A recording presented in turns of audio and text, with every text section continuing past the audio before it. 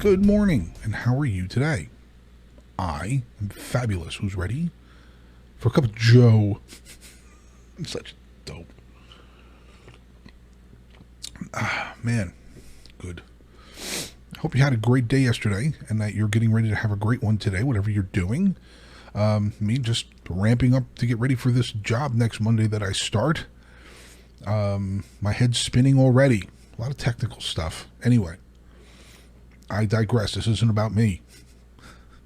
Man, I saw something yesterday which really made me feel good, and I wanted to share it with you because it's great to see. And I don't know, obviously, where you all sit with this kind of thing, but there are obviously people in this world that are obsessed with celebrity to the point now where I think we live in such a narcissistic society. It's so crazy with TikTok and stuff like that, Snapchat, and me doing this. I don't know. I'm just, like I said, I have no interest in any of that stuff. The thought of being a celebrity makes me sick. One of these people, especially one of these cats that have to walk down a runway at some stupid awards ceremony with some ridiculous suit or dress like a tuxedo. You could get me in a not even in death will you get me in a tuxedo. I won't do it anymore. I wore them for years playing gigs, and I got to the point where I hated wearing them. I hated them. So, whatever. But man, the celebrities are obsessed with it. They need the adoration, and they need to be loved. I'd use the word worshipped because I really believe that that's part of it. But there's one guy yesterday who said something in a interview with the New York Post which made me feel real good. Now it's Shaquille O'Neal. And you all know who Shaquille O'Neal is. One of the greatest basketball players ever. He's an amazing pitchman. He does, his ability to sell things is really amazing. And he does. I don't watch professional basketball anymore. I haven't watched it in 25 years. But I go back and look at the replays of him and Barkley talking the sports show. I'll watch that, and I won't watch the game. When they were doing, I don't even know if they still do it, because they're so entertaining and they're so real. And Shaq is a real person.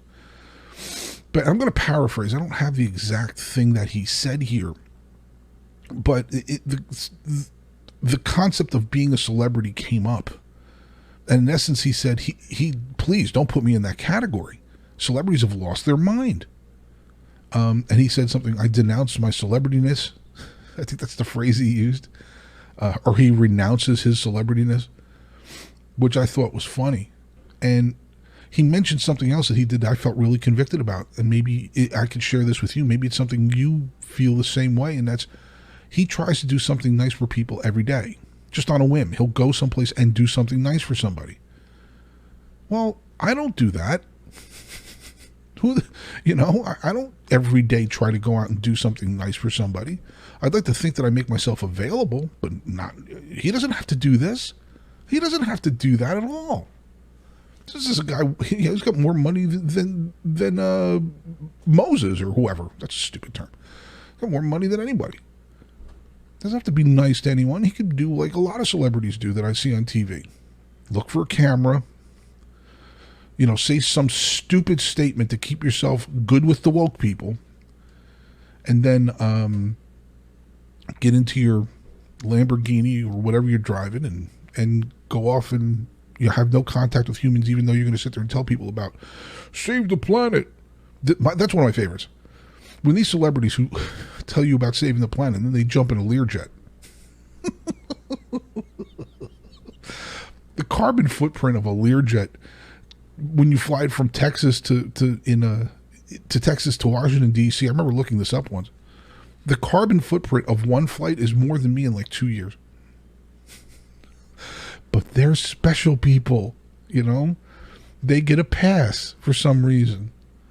People who destroy the environment at a level that I could never, ever obtain, telling me to be careful and not to destroy the environment. Shut up. But that's part of what I'm talking about, is that these people who use their celebrity to just be obnoxiously awful, hypocritical people. But as long as you love them, and the Kardashians, I don't get this. What's their talent except banging black dudes? What's their talent? They have no talent whatsoever. But for some reason, we've elevated these people to, I don't know why. I don't get it. I've thought about it. I just don't understand. And Shaq, this is a grounded individual. He grew up in a family, mom and dad.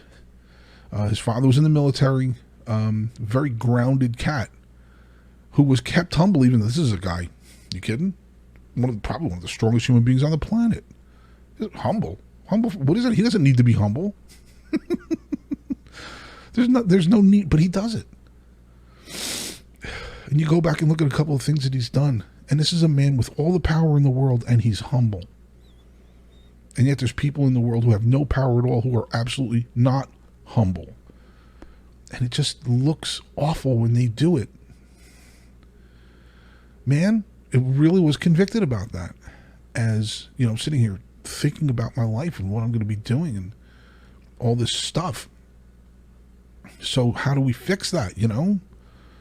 You know, you could sit there and set a goal. Well, I'm going to be nice to somebody once a day for the rest of my life. You know, I mean, that's a thing, I guess, but it's a mindset to me. And his mind is in a better place than mine when it comes to that kind of thing. And it makes me feel a little bad about myself when I hear a guy who doesn't need to do this. And then I'm going to sit there and say, you know, I'm a nice guy. I don't know if I'm nice or bad or whatever. I do know that I don't have that. Whatever that is, I need more of that. So it was really awesome. And I was thankful to be reminded that it has nothing to do with, you know, words are great. Actions are better. And he doesn't, you know, it was really awesome to see that yesterday, as opposed to something else I saw yesterday, which made me vomit. Almost, literally. Joy Behar is just, ugh, man. And then she said something recently on The View where she was talking about Monica Lewinsky and Bill Clinton. Now, look, there's no reason to relitigate that. That happened, 25 years ago? Whatever. But because she is a Clintonista, the conversation came up about the, I think it was in 2012, I don't remember, 2016, when there was a debate, and Trump used a bunch of women who allegedly said that Bill Clinton had sexually abused them, and sat them down in the audience, which I thought was just, talk about gangster. That's just a ruthless move, regardless of what I think about Trump. That was ruthless. But here's the thing. The point is that she was talking about them because she's an ardent Hillary Clinton supporter and defender. You know, no matter what anybody does, she's perfect and she's wonderful. How she thought that the person that was really the victim in all of the Bill Clinton and Monica Lewinsky stuff was Hillary Clinton.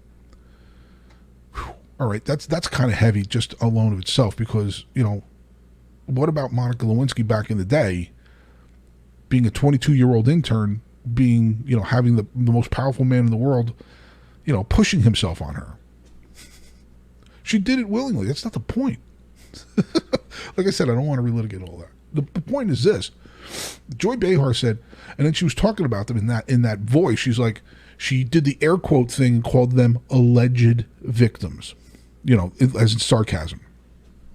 Okay, Joy, so I guess the Me Too movement's a bag of dog shit? Right? When you have to get to a point where you're saying that some women are just making it up and others aren't, and then you're going to throw around believe all women, does the word hypocrisy mean anything to you? It's just, this is what I don't understand. I just don't get it. Think about where your brain has to be. And this is left and right. People on the right do this all the time. It's okay for somebody on my team to do something, but it's not okay for somebody on your team. Now, if you're talking about lying in court or something like that, where there's no physical victim, all right, whatever. But imagine where your brain has to be to go there and say, you know what?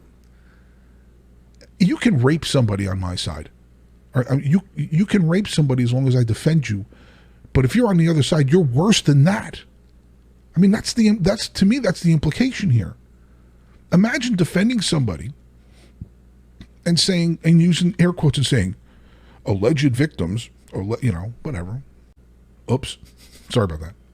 Anyway, I was saying, Imagine where your brain has to be, where a person on your side commits as heinous a crime as rape. But that's not as bad as somebody being on the other side of the aisle politically. Think about that for a second. Think about that, where your brain has to be when you say somebody on my side, left or right. I'm not saying it's all left. It's not. I don't have a side. I keep saying that. Politically, I don't.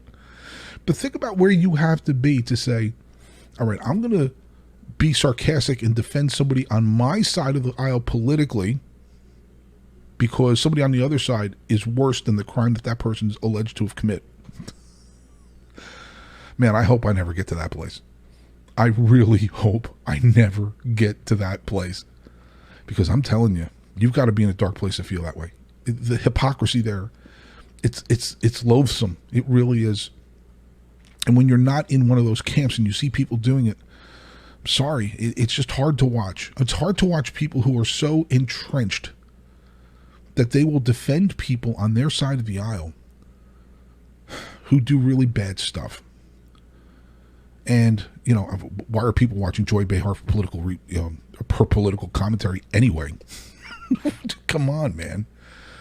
Anyway, it's I don't know if what I will do with women when they allege us is listen, be compassionate. Because I'm telling you, I mean, I've met people over the last 7 years since I moved out to Jersey, friends, you know, people I'm very close with who have dealt with this and have dealt with it in silence, and it breaks my friggin' heart. Breaks my heart.